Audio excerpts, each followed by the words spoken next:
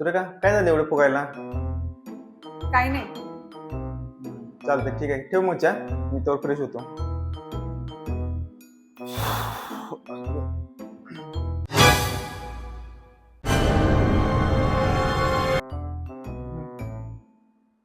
काय झालं बाळा बसायला?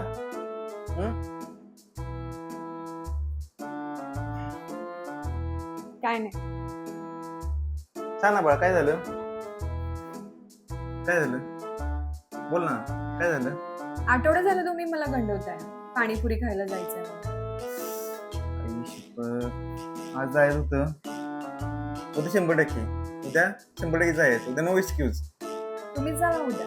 नाही उद्या उद्या जाय ना, सॉरी, आता उद्या 100% जायचं. चालतंय?